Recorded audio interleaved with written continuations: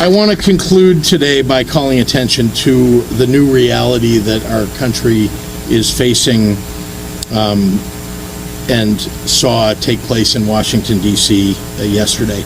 President Trump has returned to office, and the new Republican administration, unfortunately, is already enacting an agenda that will increase consumer costs, hurt working families. Donald Trump is trying to move forward as quickly as possible with his mass deportation plan for two reasons. The first is he knows that the press will soon move on from all of the other crazy executive orders that he has issued and all the nonsense at the beginning of his administration, as there are still fights over his cabinet nominees, and we are still having conversations about the billionaires who have essentially bought Donald Trump or are in his pocket. It is a relationship that goes both ways, but the second reason is because Donald Trump knows that courts and states and local officials will soon strike down his plan. And that is what is already happening in the state of Illinois, where J.B. Pritzker came out today and said that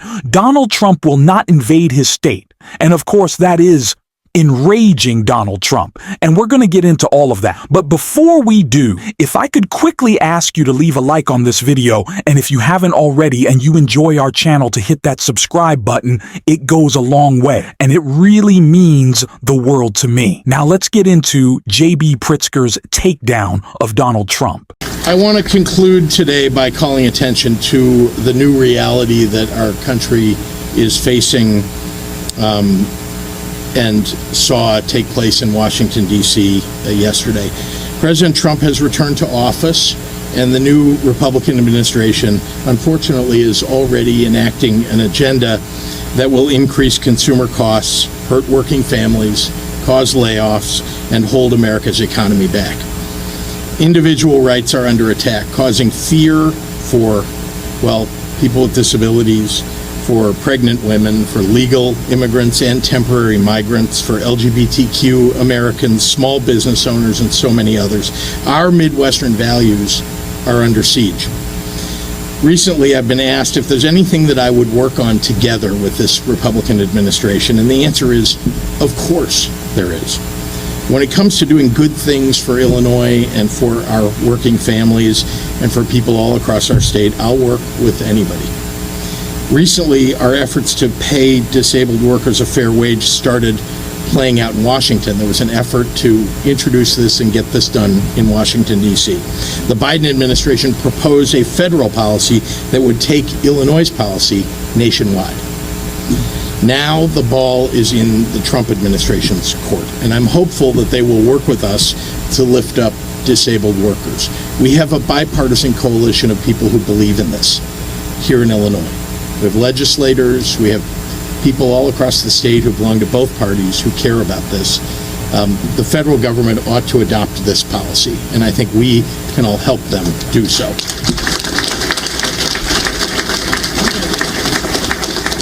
At such a critical time for civil and labor rights in this country, Illinois is doubling down on our commitment to protecting all of our citizens. In doing so, we are solidifying our status as a place of welcome and opportunity for all. I said this right. As soon as Gavin Nome, after the election, came out and said he is ready to Trump-proof the state of California and make sure that he is defending the values of the citizens in that state. And of course, J.B. Pritzker doing the same thing as well. And he has a unique opportunity as the governor of Illinois. And specifically, Donald Trump will be going after Chicago, as we know, to message against this bill and to show how it's not just immoral or economically unviable, but just crazy on its face, how Donald Trump's mass deportation plan and the Lacan-Riley Act that will be used to carry it out is going to do so much harm to these communities and cost so much money to only raise prices because of course, Donald Trump wants to claim that there's 20 million illegal immigrants who are criminals in this country, and that's who Democrats want to protect. All nonsense like that. But what he won't acknowledge is by removing the large work workforce of immigrants who are here, whether legally or illegally, he will be driving up the same prices he promised to bring down, not even to mention how immoral this is. And the communities that he is going to break up,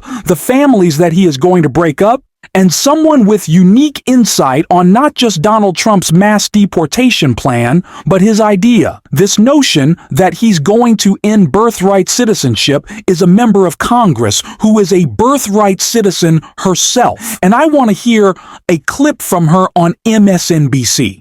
President Trump has promised to carry out the largest deportation force in American history, starting on day one. Now, cities that could be targeted as part of the operation include Washington, D.C., Philadelphia, Los Angeles, Denver, Chicago, but there are a lot of other cities on that list. Chicago is supposed to be the city where these operations began, but those operations were put on hold over the weekend because of media leaks.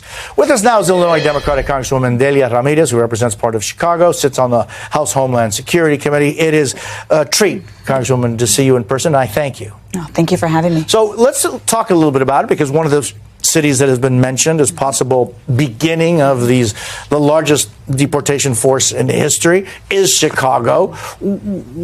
What do you tell people in Chicago, and why Chicago? I mean, look, we have an administration of retaliation and retribution. And Chicago has been for decades a city that has welcomed immigrants. Those have been here for 35 years and those who came a year ago or last week. And so I think it's a targeting of a city that lives its values, that justice and equality we really mean it's for all. And so I'll tell you, I was at 7 a.m. on a really cold Chicago day yesterday. It was like really brutal over the weekend and yesterday. I almost had frostbite for a moment. I won't lie to you. It was really, really cold. But I spent a number of hours talking to constituents at a train station, at laundromats, and saying to them, you have rights regardless of your legal status. Here are your rights. And here's who to call if you need resources. How is it, Congresswoman? Because, you know, there is so much, and it's always kind of interesting to see people's perspective on this. Much of it is related to whether they have any personal knowledge of people, because it all boils down to people. But you know, there is a situation where most Americans support some form of immigration control. That's right. And they keep saying, let's do it the legal way, which I agree with. Let's create legal pathways.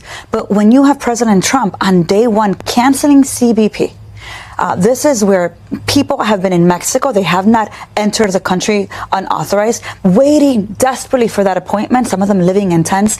And then all of a sudden, they have an appointment today at 1 p.m.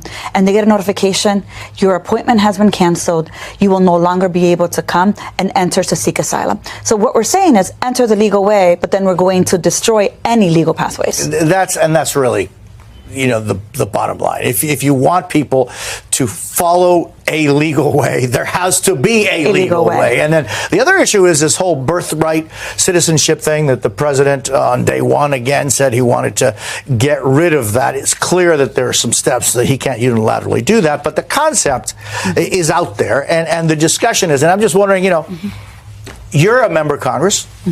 This building right back here, which must be incredible every day to be able to go there. The honor of my life. The honor of your life. And indeed, and to think that your parents brought you here. And you were born here. Yeah. And yet, I guess you would be someone who is under birthright citizen. Yeah, that's right.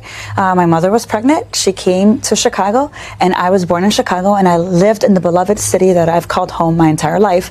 And he is now saying that someone who spent 20 years of her life in the nonprofit setting, helping people in need, and now a member of Congress, would not have birthrights under what President Trump is saying is his new executive order, which, by the way, is absolutely unconstitutional. Yeah, and I mean, there's nothing he can do on that specific issue. There are ways, of course, to amend the Constitution, but that's not something that the president can do on day one. But how do you, Congresswoman, kind of internalize what this debate has become? I think it's pretty plain and simple. And, you know, they're saying the quiet part that they have believed very out loud. We believe in certain Americans, and we believe that certain people are deserving of citizenship and those are not. And there's others that are not. The 14th Amendment says clearly since 1868 that anyone born in this country has the right to U.S. citizenship and protection of equal rights across states. Yesterday he said, I am over that Constitution and only those that I believe are worthy of citizenship. Where I just keep thinking a lot, is it possible for us as a country to ever get to a conversation about comprehensive immigration reform and what that means and the differences between comprehensive immigration reform and migration and border policies? But is it possible? I think it is. And here's why. The upcoming weeks, months will show you the destabilization of this country as a result of fear and mass deportations. You will see that impact in every single industry in every community, from the housing industry to agriculture to hospitality. You're going to see the trauma of children who don't know if when they go home, their parents will be there. And their friends, their schoolmates are going to go home and say, Mom, Pablito is really scared and he doesn't know if he has a home to go home to. I mean, we are going to be forced to really reckon with who are we as this country and what we're going to do about immigration. It hurts, doesn't it? Congresswoman Ramirez, thank you very much for being with us. Really appreciate it. Donald Trump does not care about people's humanity. He does not care about anyone but himself. And he wants to villainize immigrants at all costs. And we have to continue to message against. That is what we are going to be doing on this show every single day. And if you want to support that, as always, you can hit that subscribe button. You can leave a like on this video. And if you're stuck around at the end, you can drop a blue heart in the comments. And until next time, I'll see you soon.